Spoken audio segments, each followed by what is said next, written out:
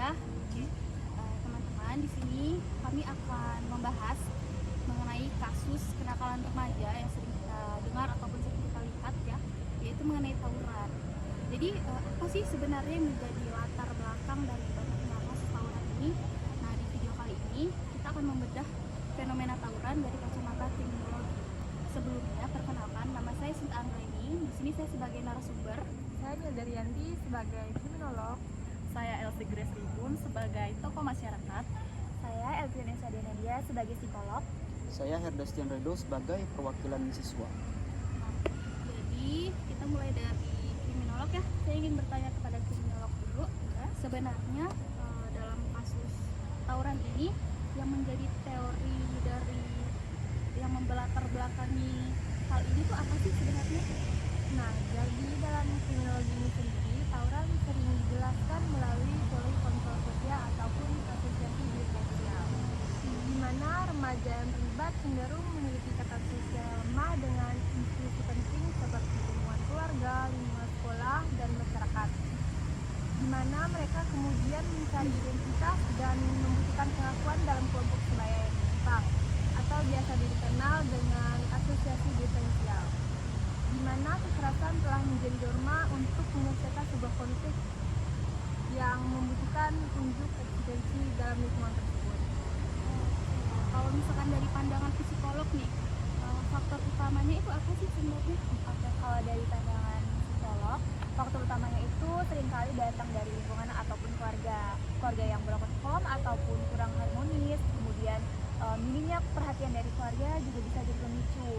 Juga kalau di lingkungan sekolah, tekanan dari senior maupun teman sebaya seperti peer pressure itu juga masih kuat, sehingga mereka merasa harus loyal kepada kelompoknya walaupun hal-hal yang dilakukan itu bisa melanggar hukum. Nah, saya ingin bertanya nih kepada Rejo. Kamu kan berpengalaman lah ya dalam hal tawuran ini. Menurut dua teori tadi, menurut kamu teori mana sih yang paling menjadi faktor utama nih dalam kasus tawuran ini? Sejujurnya ya, untuk di lingkungan kami itu tawuran menjadi hal yang utama. Kenapa? Jadi rasa solidaritas kita itu lebih tinggi kalau kita mengikuti tawuran.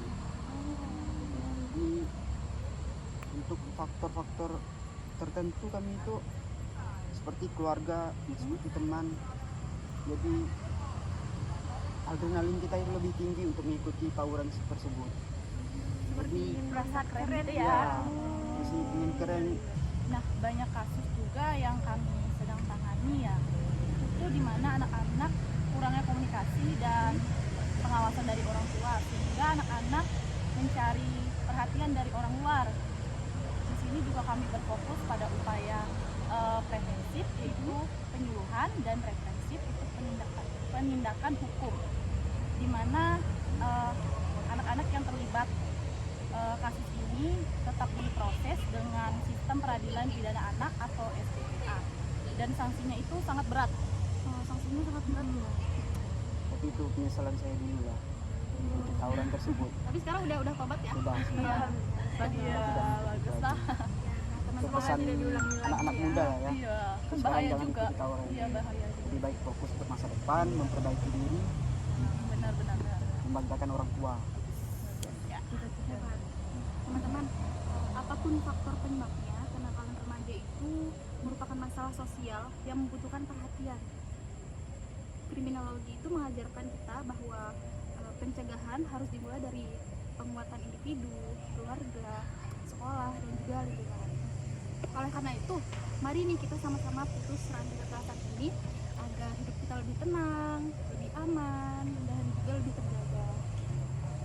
Sekian ya, terima kasih ya teman-teman untuk pembahasannya kali ini. Semoga kalian sehat selalu ya. Terima kasih juga yang sudah menonton. Terima kasih semuanya. Selamat malam. Dadah.